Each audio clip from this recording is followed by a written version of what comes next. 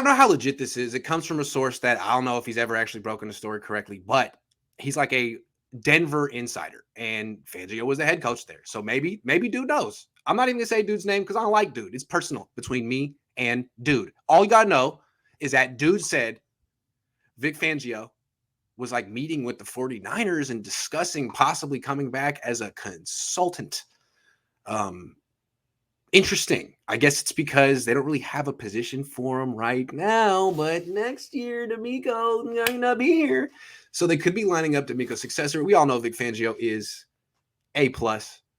Maybe not the greatest head coach, but one of the greatest defensive coordinators. If they could get Vic Fangio, I don't know if you remember, they tried to get him before getting Saleh and Fangio. They wouldn't. He was a DC at that time in Chicago, and Chicago was like, nope, blocked it.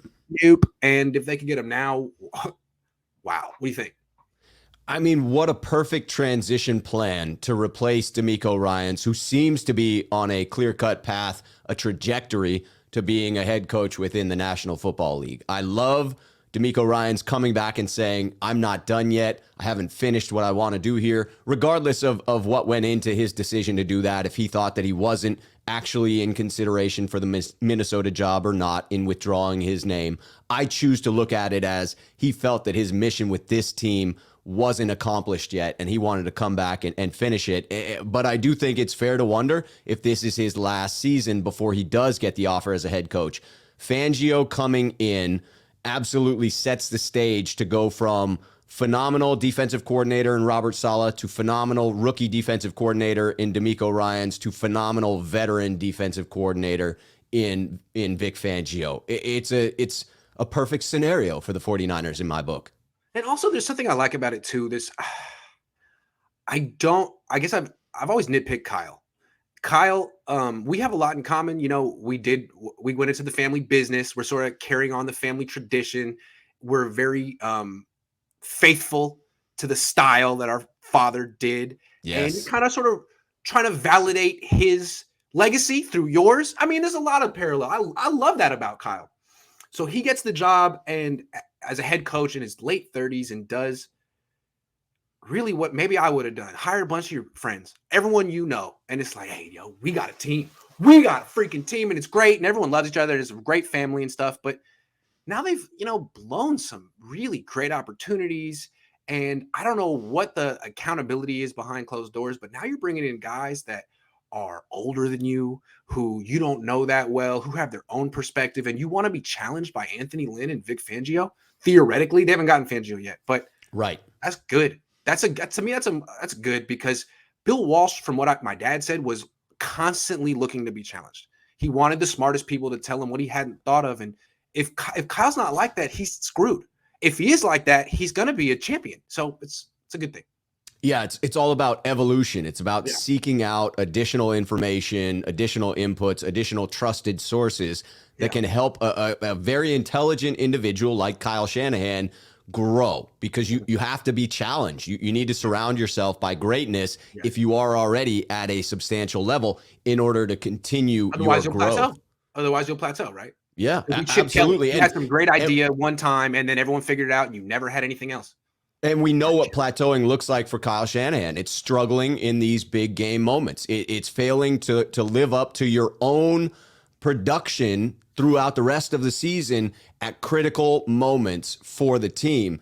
So you have to do something different. Otherwise, it's the definition of insanity, doing the same thing over and over again, expecting a different result. Correct. And bringing in more young, inexperienced coaches is not necessarily going to help you here. I think this is one example. Game management under the highest pressure situations. You need experience. You need people who have been there. And Fangio's been there. He's been there on this team, in this organization. So, write whatever check. Jed, make whatever apology you need to make. Tell him you should have hired him instead of Jim Tom Sula, which you should have. Do whatever you got to do. Get him in the fold because he's a huge asset. Huge. The question I have is would that signal a return to the 3-4 defense, which is what Fangio's been running consistently more frequently, or does Fangio go back and familiarize himself with running the 4-3 as he did earlier in his career? I don't think it's that big of a deal. I think the way I remember him is it is a 3-4, but it's 4-3 principles in the sense that no one's two blocking, everyone's shooting gaps. It's just you got you guys standing up on the end instead of with their hand in the dirt. It looks a little different, but also, I mean, base defense is like 30% of what you do. I Right. don't think it would take him that long to make transition. But really, no, he'd be fantastic. He'd be so good. He'd be so good. I wonder if it would mean the most for our linebacking crew having him aboard, and whether that would incentivize the 49ers to try and extend and hold together the group of Fred Warner, Greenlaw, and Aziz. Because in my speculation for this offseason, I've targeted Greenlaw as one of those potential players that eventually the Niners trade for, a lower level draft pick, because you don't want to let his contract expire and get nothing for him. And he's probably not going to get, if Aziz continues his growth, probably not going to get significant snaps because the Niners don't play that base defense too terribly much. But with Fangio back, I feel like there's a bigger role and the linebackers could benefit from that. Well, he's not back yet, but and if he were to No. come back this year, he wouldn't change anything. But if he were No. to become the DC, one thought, Nick Bosa standing up, that'd be kind of cool. That would Nick be. Bosa standing up, like Alden Smith did. It'd be kind of interesting. It'd be harder to chip him, easier to run those twists and stunts. Just saying, like that's one thing that D'Amico could learn from Fangio, because Fangio was the twist stunt master. And there was, chips wouldn't get in his way. So, yeah, good guy to have. Pay him, apologize, do what you got to do.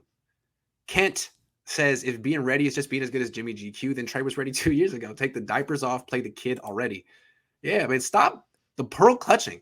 If you didn't think he was ready, if you were this nervous, you never should have drafted this guy. I mean, it was such a confident move going up to number 3. I mean, you basically were like, okay, we're setting these picks aside for Deshaun Watson. And then you're like, oh, Deshaun did what? Oh, okay, he's off the table. But we still have these picks. Why don't we trade them for someone who's never played in the NFL? But we know he's good. And now you're like, oh, we haven't seen him play before, and he hasn't played in 2 years. Like, yeah, what were you doing? I thought you were confident about this. We all thought you knew what you were doing. I still think you do. If Brady came to the Niners, I think they do. If Brady came to the Niners in 20 and everyone got injured as they did and no Super Bowl wins outside of any, does this change his GOAT legacy without Bill? No, you understand that Brady would motivate people not to get hurt. That's what's different about him. He rallies people to get healthy quicker. People don't talk about that. The TB12 treatment is magic. It really is magic, and you can't quantify those things. Schuh may only be correct 20% of the time, but man, that dude is confident. Haha, JK, love the Schuh show. I love the shot. I appreciate that. Yeah, you always got to come with a jab at someone in here. Rob has not by far, but Rob has the best presentation. I mean, Rob has it all, and from everything, not just from the technology, but from the voice to the content to the beard. I mean, all of it it's just A+, really professional. When I think of the Schuh show, I think of an extremely professional show that I happen to participate in. And when you do those things so well, you can be wrong a lot of the time and still come across as a talented individual. I mean, his voice alone is like butter. It is so pleasing. I love it. It's terrific. It's phenomenal. Anyway, Evan says Tom is not going to the Niners because he can't wear number 12. He already called the Niners and said he wanted to play here. He'll work it out. TB12. You have to get a new number. Grant uncovered Jim's secret plan. Suck up our cap before he leaves so Brady comes here with no O-line and gets KO'd, ending his career. Ooh, wow.